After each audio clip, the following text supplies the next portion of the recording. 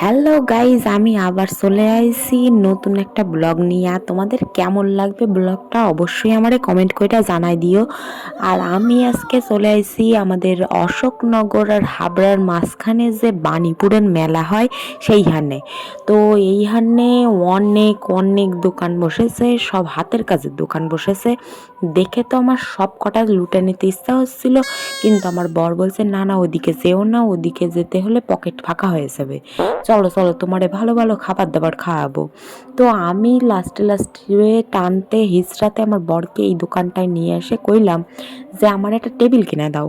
সে বললো এইটুখানি টেবিল দিয়া তুমি কি করবা, টেবিল নিয়ে কোনো কাম নাই, চলো সামনের দিকে এগোয় যাই। এগোয় যেতে যেতে দেখলাম এই সুন্দর একটা গেঞ্জির দোকান, যেখানে কি সুন্দর সুন্দর কথা লেখন আছে গেঞ্জির উপরে। গেঞ্জি কিনে দেওয়ার বায়না ধরলাম। বর বলল ওইসব কিনে কোনো লাভ নেই, চলো সুন্দর সুন্দর আঁকা উঠিছে, ওগুলো তোমারে দেখাই নিয়ে আসি। তো আমি এখানে আঁকা দেখতে চলে এসেছি। আঁকাগুলো যে কি সুন্দর লাগতেছে, তোমাদের কি বলবো, তোমাদের কেমন লাগতেছে আঁকাগুলো অবশ্যই কমেন্ট কইরা জানাই দিও আমারে। তো ভালো ভালো আঁকাগুলো আমি অনেকক্ষণ ধরে তোমাদের দেখাইতেছি। তো আঁকা দেখে শেষ কইরা পারতাছি না আর।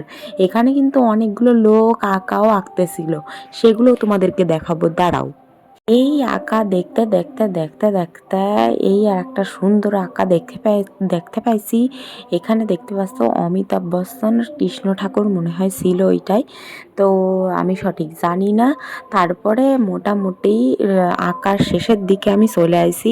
আসার পরে তারপরে এখানে দেখো মেন মেলায় আমি ঢুকা গেছি। আর এখানে মূল মৎস্য দেখা যাচ্ছে, তার পাশে ছিল মোমোর দোকান। কে নাচ ফাচ দেখে, আগে ছুটে গেছি মোমোর দোকানে মোমো খাইতে। মোমো খাওয়া দাওয়া হয়ে যাওয়ার পর দেখি 10 টাকার দোকানে ওরে কি ভিড় লেগেছে রে। 30 টাকার দোকানেও প্রচুর ভিড়। ওই ভিড় ঠেলে ঢোকা অসম্ভব হয়ে পড়েছিল। ওই জন্য একটু নাগরদোলা দেখলাম, তারপরে একটু নাড়ুনি মিলে বাড়ি চলে আইলাম আমরা।